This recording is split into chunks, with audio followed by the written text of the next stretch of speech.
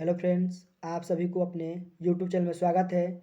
आज हम लोग पुनः GK GS and current affairs का हम लोग क्वेश्चन लेकर आए हुए हैं, जो कि आपके सभी आगामी एग्जामों में इम्पोर्टेंट होगा। तो देखिए, हम लोग समय को विलम्ब नहीं करते हुए हम लोग क्वेश्चन को अपने स्टार्ट करते हैं। देखिए, पहला हम लोग का क्वेश्चन कह रहा है कि निम्नलिखित में कौन सा त्यौहार फसल से संबंधित नहीं है। तो ये जो होगा आपका ओणम जो होगा, वो जो क्या है, फसल से संबंधित क्या है, नहीं है। यानी कि ओणम जो है फसल से संबंधित क्या है, नहीं है। जो कि ओणम कहाँ का त्यौहार है, तो केरल राज्य का त्यौहार है। पोंगल जो होगा हम लोग का, पोंगल जो कि तमिलनाडु राज्य का त्यौहार है, जो कि फसल से संबंधित है आपका।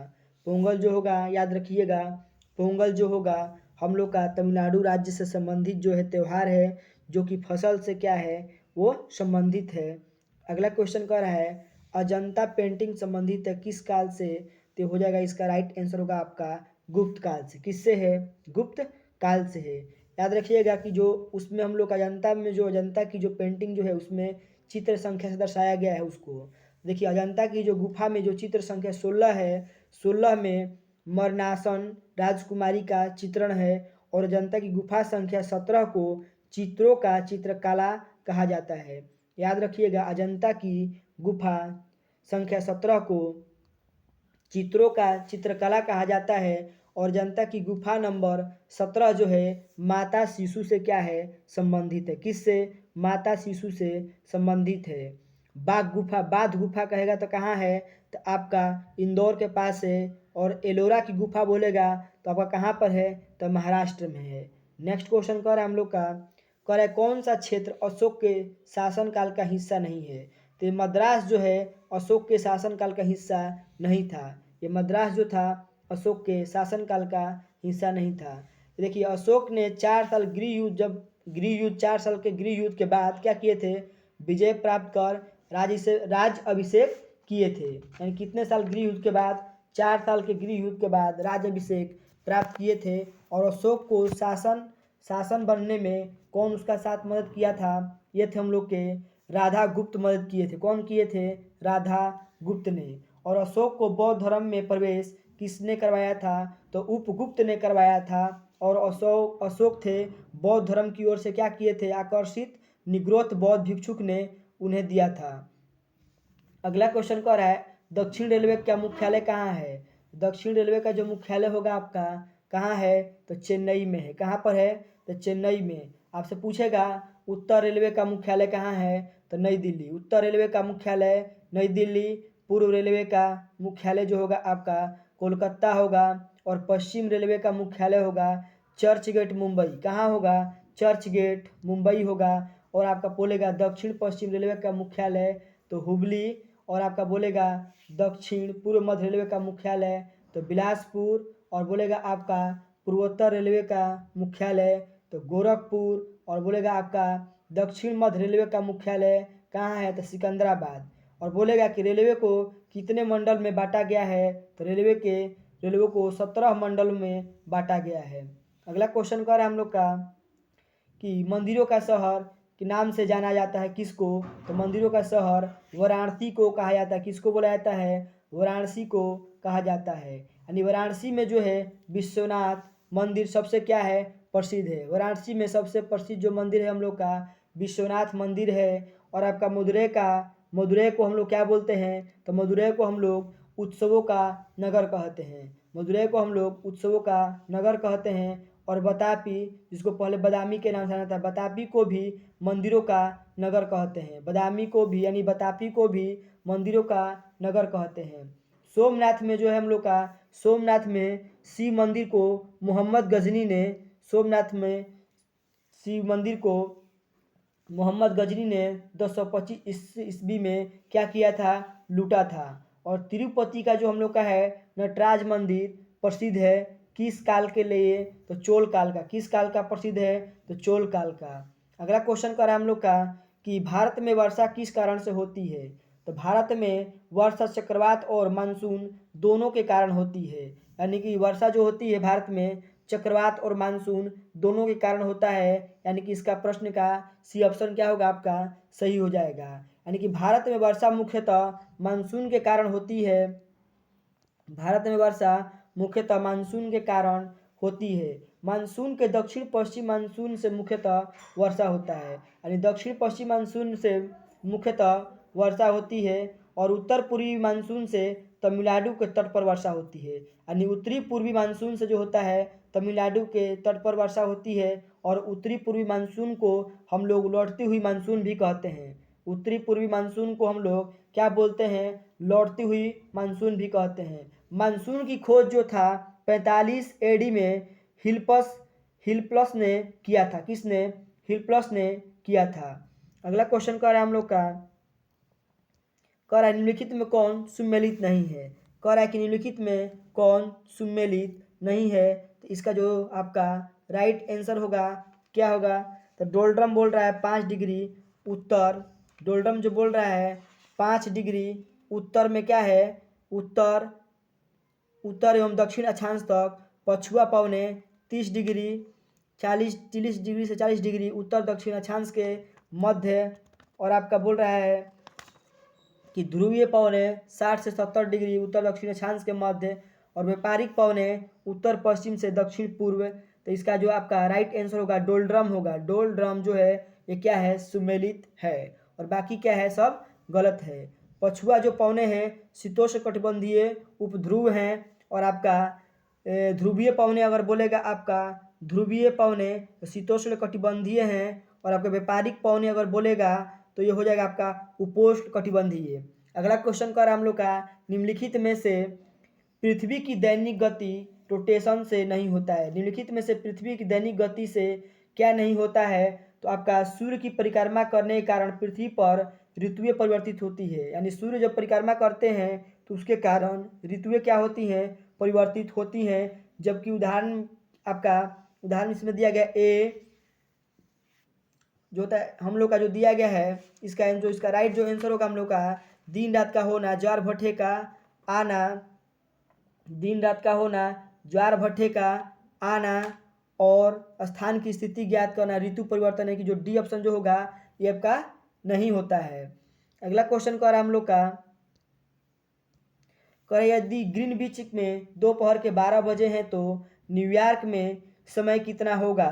तो ग्रीनविच में अगर दोपहर के 12 बजे हैं तो न्यूयॉर्क में समय 7:04 आपका पूर्वाह्न होगा। 7:04 क्या होगा, पूर्वाह्न होगा। देखिए ग्रीनविच रेखा के पूर्व समय बढ़ता है। ग्रीनविच रेखा के पूर्व समय क्या होता है, बढ़ता है और पश्चिम जाने पर जो समय होता है वो घटता है। यानी एक देशांतर का अंतर होने पर समय में 4 मिनट का अंतर होता है। यानी कि कहने का मतलब है इसका कि एक देशांतर का जब अंतर होगा तो समय में कितने मिनट का अंतर होता है, तो 4 मिनट का अंतर होता है। और 180 डिग्री देशांतर को हम लोग क्या बोलते हैं, एक अंतर्राष्ट्रीय तिथि रेखा भी हम लोग बोलते हैं। और आपका 1884 में वाशिंगटन में संपन्न इंटरनेशनल मेरिडियन कॉन्फ्रेंस में 180वें या 72 को अंतर्राष्ट्रीय तिथि रेखा निर्धारित किया गया था। यानी कि 180 डिग्री या 72 को क्या किया गया था, अंतर्राष्ट्रीय तिथि रेखा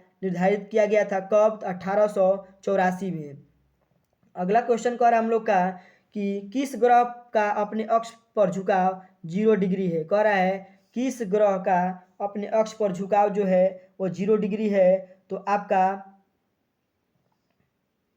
यानी ऐसा कोई ग्रह नहीं है जिसका झुकाव अपने अक्ष पर क्या है, 0 डिग्री। यानी उपयुक्त में से इसका कोई आंसर नहीं होगा। देखिए कह रहा है कि यूरेनस जो हम लोग का एक ग्रह है, ग्रह धुरी पर सूर्य की ओर अधिक लेटा हुआ है, इस कारण उसे हम लोग क्या बोलते हैं, लेटा हुआ ग्रह भी हम लोग उसको क्या बोलते हैं, बोलते हैं। यानी पृथ्वी अपने अक्ष पर जो है 23.5 डिग्री क्या है, झुकी हुई है और मंगल अपने अक्ष पर जो है 35 डिग्री कोण पर झुका हुआ है। इस कारण ऋतु बदलता है। इस कारण क्या होता है, ऋतु बदलता है। अगला क्वेश्चन कर रहा है हम लोग का, क्वेश्चन कर रहा है कि सूची 1 तथा सूची 2 को मिलान करना है। बांध दिया गया है और नदी का नाम दिया गया है।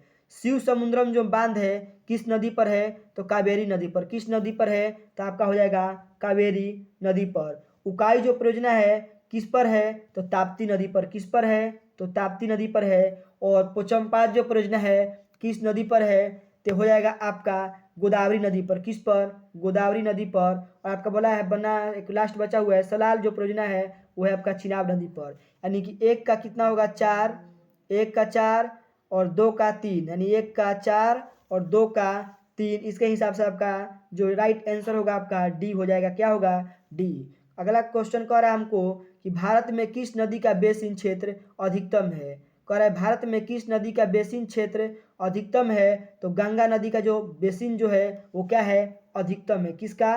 गंगा नदी का। गंगा जो हम लोग की है भारत की सबसे बड़ी नदी है जिसकी लंबाई आप जानते होंगे कि 25-25 किलोमीटर है। और भारत से होकर बहने वाली सबसे लंबी नदी बोलेगा आपको तो हो जाएगा आपका ब्रह्मपुत्र नदी जिसकी लंबाई कितना है? 2900 किलोमीटर। कितना है? 2900 किलोमीटर है। सुंदरबन का डेल्टा जो है विश्व की क्या है? सबसे बड़ी डेल्टा है। याद रखिएगा कि सुंदरबन की डेल्टा को हम लोग विश्व की सबसे बड़ी डेल्टा बोलते हैं। और जो डेल्टा का जो आकार होता है कैसा होता है?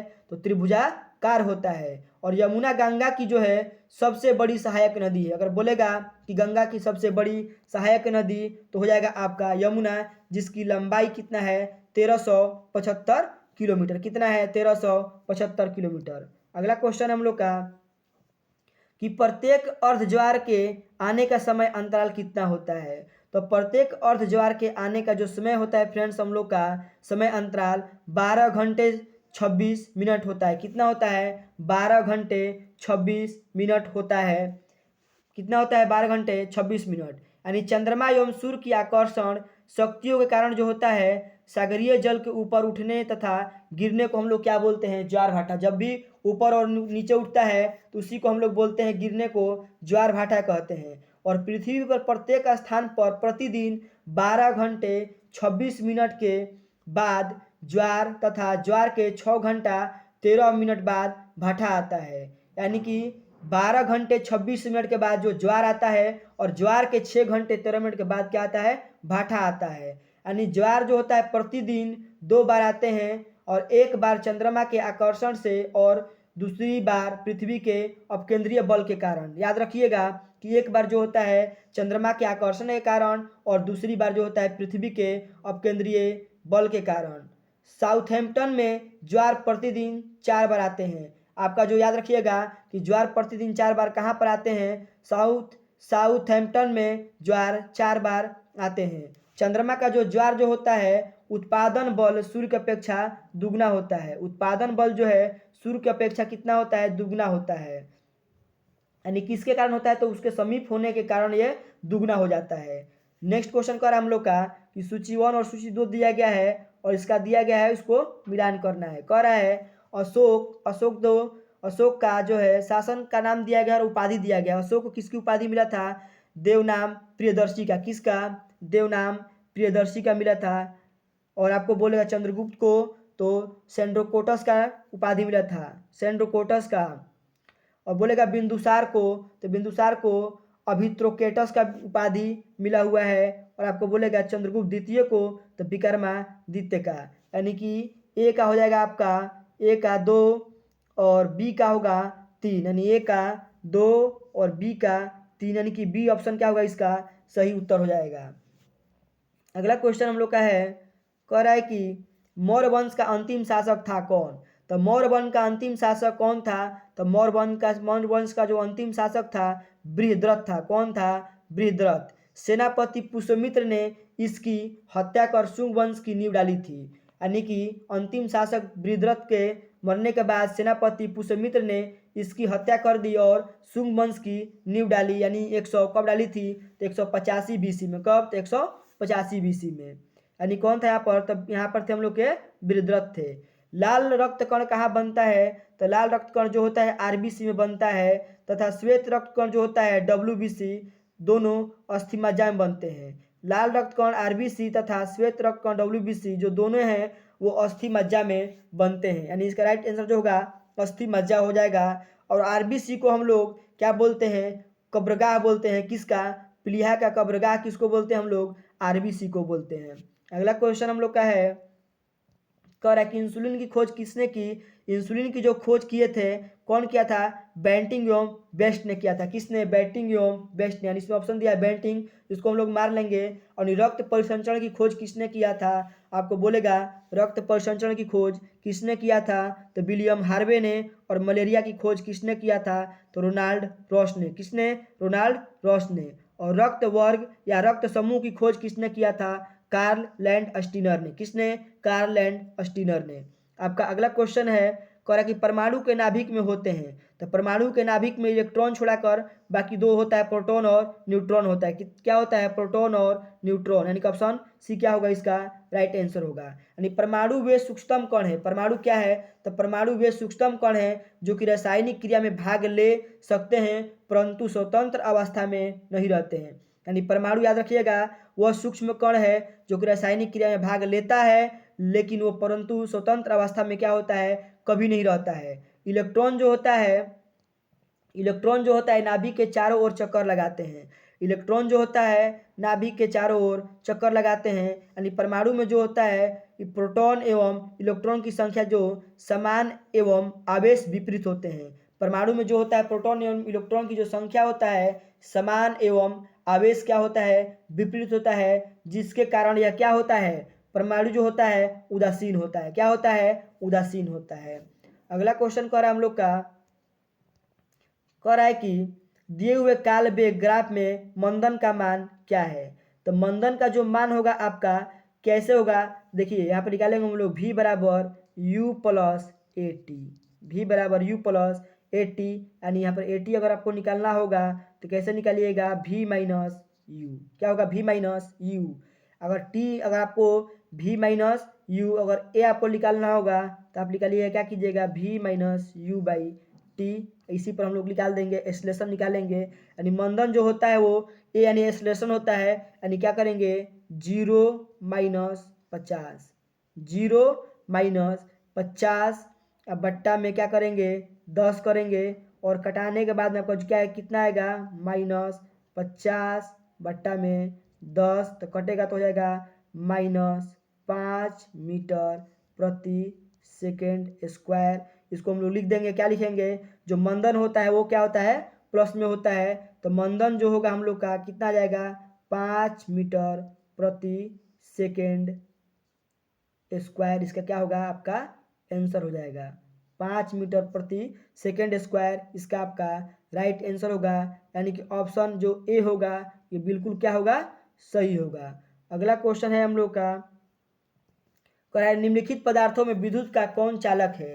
निम्नलिखित पदार्थों में कौन विद्युत का चालक है?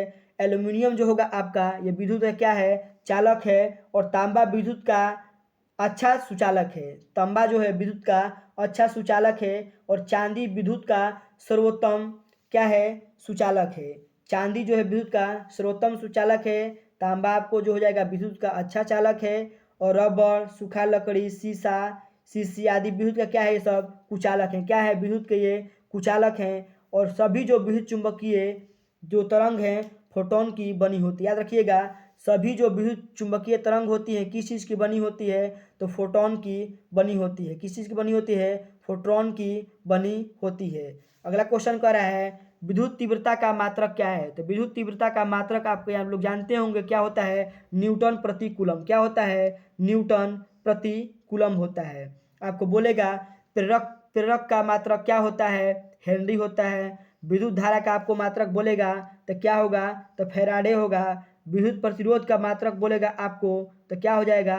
ओम हो जाएगा। विभवांतर का मात्रक जो होता है वो वोल्ट होता है। और विद्युत आवेश का जो मात्रक होता है कूलम्ब होता है। और चुंबकीय फ्लक्स का जो मात्रक होता है वो क्या होता है? वेबर होता है। और ज्योति फ्लक्स का जो मात्रक होता है वो ल्यूमेन होता है। और प्रतिदीप्ति घनत्व का जो मात्रक होता है क्या होता है? लक्स होता है। और पृष्ठ तनाव का जो मात्रक होता है वो न्यूटन प्रति मीटर होता है।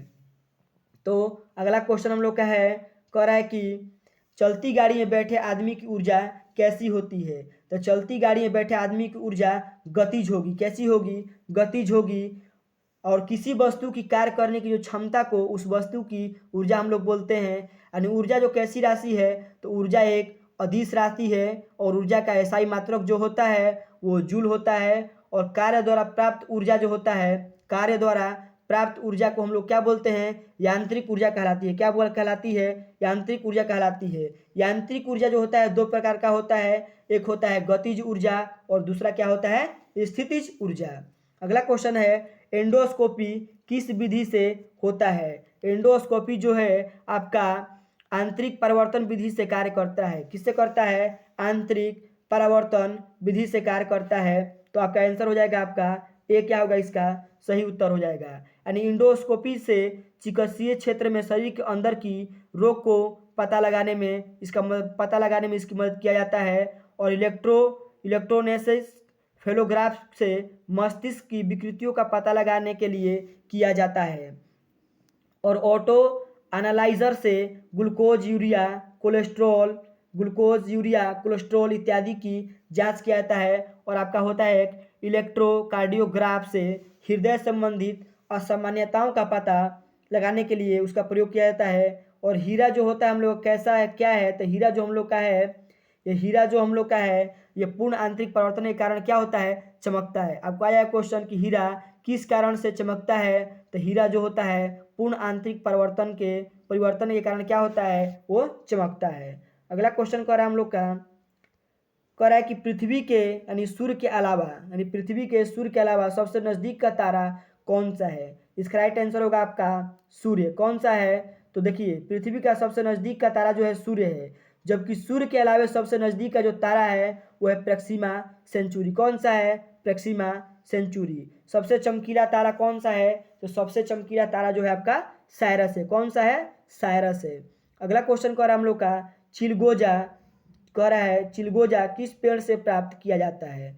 चिलगोजा जो है आपका ड्राई फ्रूट के रूप में प्रयोग होता है। यह चीड़ के पेड़ से प्राप्त होता है। किससे होता है, चीड़ के पेड़ से प्राप्त होता है। यह हिमालय क्षेत्र में क्या होता है, पाया जाता है। कहाँ पाया जाता है, तो हिमालय क्षेत्र में पाया जाता है। कोई बोलेगा इस कहाँ पाया जाता है, तो आपका हिमालय क्षेत्र में पाया जाता है। अगला क्वेश्चन कर हम लोग का, निम्नलिखित में से किसने बांग्लादेश अंतर्राष्ट्रीय बैडमिंटन चैलेंजर के पुरुष एकल वर्ग का खिताब जीतने में सफलता प्राप्त की है, तो इसका आपका राइट आंसर होगा आपका लक्ष्य सेन ने। किसने, लक्ष्य सेन ने।